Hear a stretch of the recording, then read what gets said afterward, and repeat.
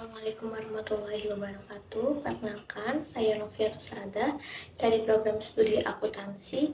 Di sini saya akan membuat video mengenai literasi digital dan kemanusiaan untuk memenuhi tugas matkul tersebut.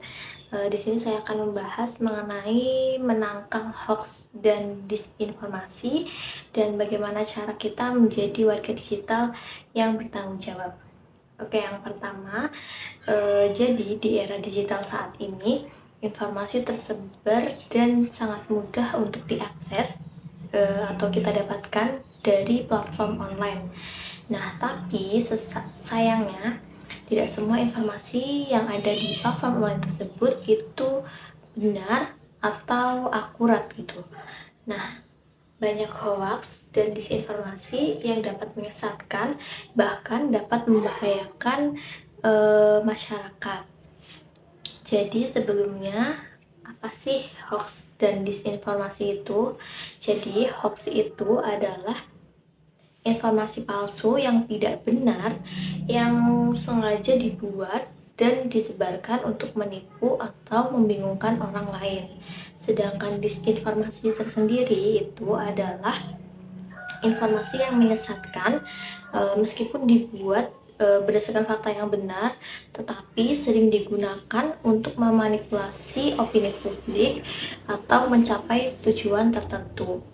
Nah, apa sih dampak dari hoax dan disinformasi tersebut? Jadi ada dua dampak di hoax dan disinformasi itu.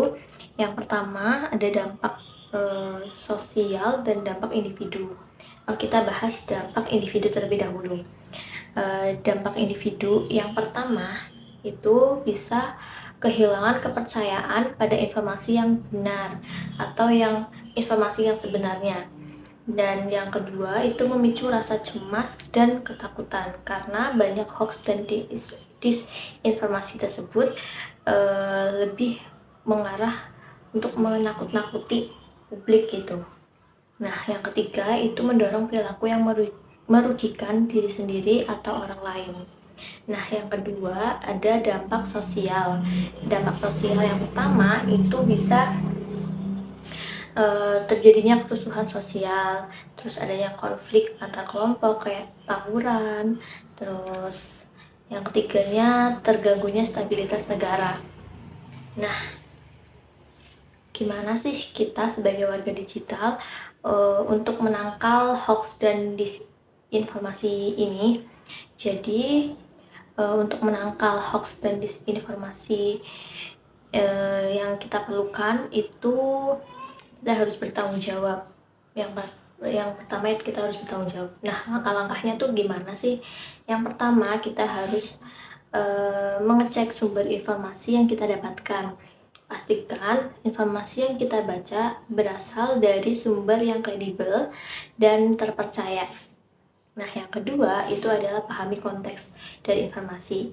Baca informasi secara keseluruhan dan pahami konteksnya. Jangan langsung percaya pada judul yang provokasi, karena banyak sekali informasi yang judulnya itu mengandung provokasi.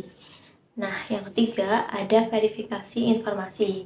Cari informasi dari sumber lain, jadi kita tidak berpatokan pada satu sumber informasi saja untuk memastikan benar atau tidaknya informasi tersebut.